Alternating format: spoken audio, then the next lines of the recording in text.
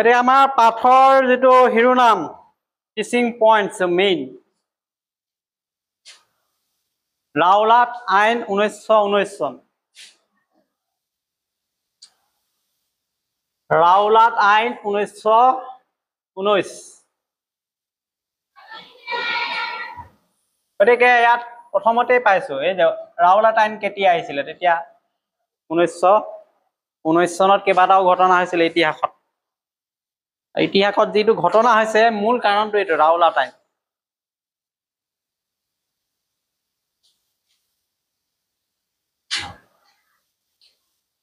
আমি কিতাপত চাও 1917 চনত ভাৰতৰ গভৰ্ণৰ জেনেৰেল লৰ্ড চেমছফোৰ্ডে ন্যায়াধীশ সিডনী ৰাওলাটৰ অধ্যক্ষতাত বিদ্ৰোহী কাৰ্যকলাপৰ প্ৰকৃতি আৰু পৰিসৰৰ বিষয়ে অনুসন্ধান কৰিবলৈ এখন আয়োগ গঠন কৰি দিছিল একদম স্পষ্ট কথা ইয়াত আৰু এটা লাইনো হেৰফেৰ নহয়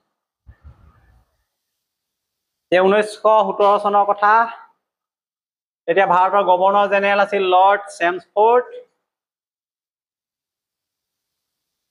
এতিয়া এজন ন্যায়াধীশ আছিল সিডনী ৰাওলাট তেওঁৰ নেতৃত্বত এখন আয়োগ গঠন কৰি দিছিল আয়োগৰ কামটো আছিল বিদ্ৰোহী কাৰ্যকলাপৰ প্ৰকৃতি আৰু পৰিসৰ বিষয়ে অনুসন্ধান কৰিব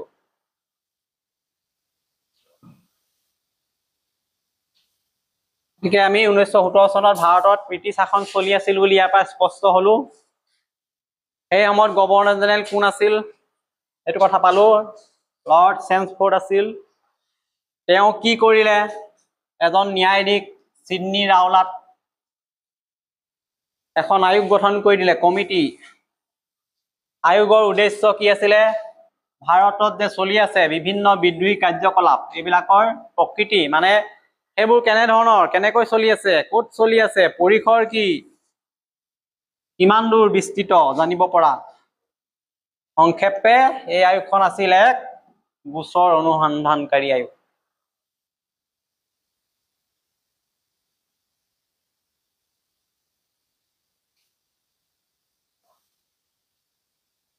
প্ৰয়োজন সাপেক্ষে বিধানপালিকাক এই ক্ষেত্ৰত যথাযথ ব্যৱস্থা গ্ৰহণ কৰাৰ পৰামৰ্শ দিবলৈ আয়োগক নিৰ্দেশ দিলে আয়োগক নিৰ্দেশ দিছে যে প্ৰয়োজন যদি হয় বিধানপালিকা যি আইন প্ৰস্তুত কৰে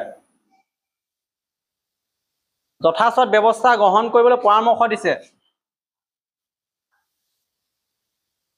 গতিকে আয়োগটোক কেৱল যে ইয়াৰ দেখা গ'ল অনুসন্ধান কৰাটোকে সীমাবদ্ধ নাছিল ইয়াৰ কাৰ্যক্ষমতা যদি প্ৰয়োজন হয় তেন্তে আয়োগে বিধানপালিকা লেজিসলেটিভ কাউন্সিলক অৰ্থাৎ সেই সময়ৰ যিখন আইন সংসদ আছিল উপযুক্ত ব্যৱস্থা লোৱাৰ পৰামৰ্শ দিব পাৰিছিল এই আয়োগে বিদ্ৰোহী কাৰ্যৰ ওপৰত আইনী ব্যৱস্থা লোৱাৰ ক্ষেত্ৰত পৰামৰ্শ দিবলৈ ক্ষমতা পালে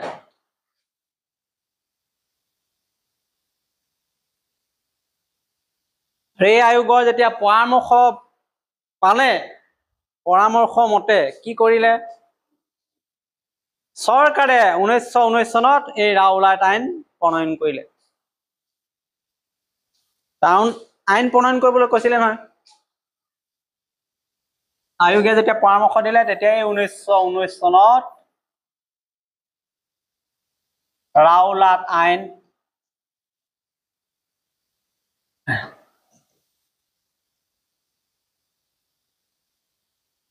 প্ৰণয়ন কৰিছিলে কোনে প্ৰণয়ন কৰিলে সিডনী ৰাওলাটৰ নেতৃত্বত গঠিত হোৱা আয়োগে যিবোৰ পৰামৰ্শ দিলে তাৰ ভিত্তিতেই ব্ৰিটিছ চৰকাৰে আৰু এই আইনখনৰ নাম ৰাওলাট আইন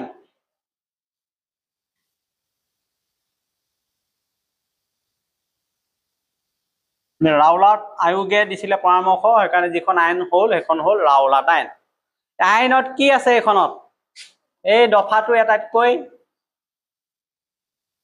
গুৰুত্বপূৰ্ণ যে আইনখনত কি আছিল মানুহে কিয় বেয়া পালে ভাৰতীয় লোকে কিয় এই আইনখন বিৰোধিতা কৰিবলগীয়া হ'ল উক্ত আইনখনে যিকোনো এজন মানুহকে বিনা বিচাৰে কাৰাগাৰত নিক্ষেপ কৰিবলৈ চৰকাৰক অধিকাৰ দিলে আইনখনত লিখা আছে স্পষ্টকৈ যে ব্ৰিটিছ চৰকাৰে যিকোনো ব্যক্তিক, ভাৰতীয় ব্যক্তিক কোনো বিচাৰ নকৰে।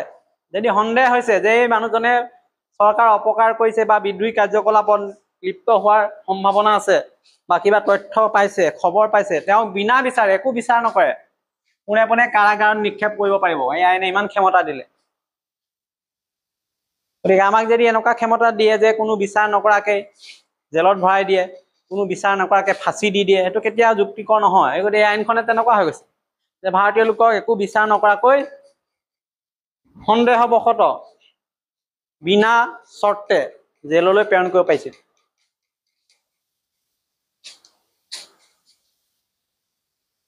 গতিকে এই ৰাওলাট আইন আছিল এক অত্যন্ত কঠোৰ আইন, অনৈতিক, আমি ইয়াৰ পৰা ক'ব পাৰোঁ।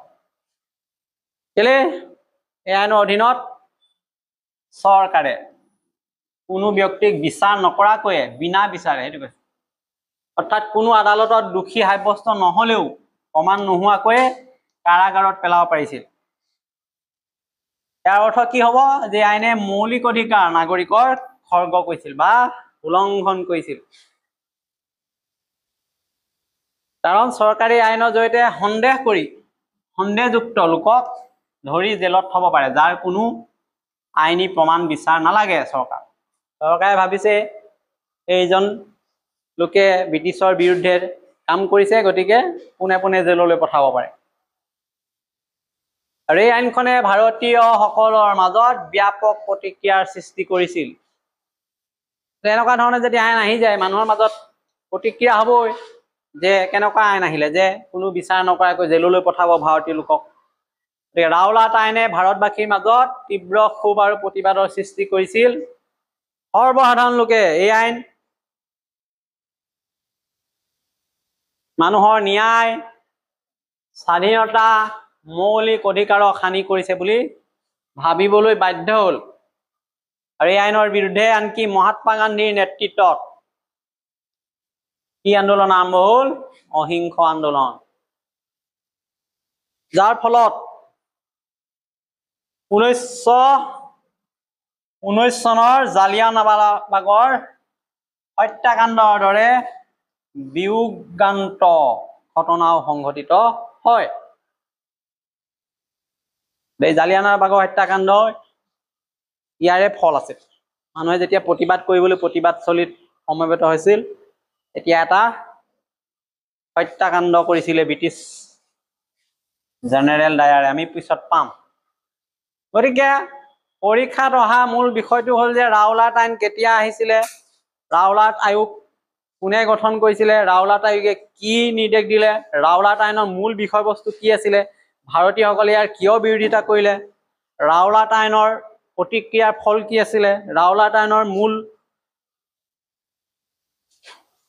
যিটো ফলাফল সেইটো কি আছিলে, ৰাওলাট আইন আৰু জালিয়ানৱালাবাগৰ হত্যাকাণ্ডৰ সম্পৰ্ক কি আছিলে, ভিন ভিন ধৰণৰ প্ৰশ্ন উঠিব পাৰে। গতিকে কোনটো প্ৰশ্ন কেনেকে আহে নিজে চিন্তা কৰি ল'ব লাগিব। গতিকে মূল বিষয়বস্তুটো শেষত আমি এনেকে আলোচনা কৰিব পাৰোঁ যে ৰাওলাট আইন হৈছে ব্ৰিটিছ চৰকাৰৰ দ্বাৰা ভাৰতত চালু নহয় আৰম্ভ কৰা এক ন্যায় বিৰোধী কঠোৰ আইন আছিলে, যিয়ে আইনী বিচাৰ নকৰাকৈ কাৰাগাৰলৈ ভাৰতীয় লোকক পঠাব পাৰিছিলে, যাৰ বাবে ভাৰতীয় জাতীয় আন্দোলনৰ এক গুৰুত্বপূৰ্ণ কাৰণ হিচাপে পিছত বিবেচিত হৈছিলে। এই আইনে জনগণৰ মৌলিক অধিকাৰ ক্ষুণ্ণ কৰিছিলে আৰু ফলত ভাৰতবাসীয়ে স্বাধীনতাৰ বাবে অধিক সংগঠিতভাৱে আন্দোলন কৰিবলৈ আৰম্ভ কৰিছিল। কিয়নো ইয়াৰ পিছতেই মহাত্মা গান্ধীয়ে কি আৰম্ভ কৰিলে? অহিংস আন্দোলন আৰম্ভ কৰিলে, অসহযোগ আন্দোলন আৰম্ভ কৰিলে। আমি নেক্সট যিটো পাৰ্ট আছে সত্যাগ্ৰহ বা অহিংস আন্দোলন 1919 পাই যাম।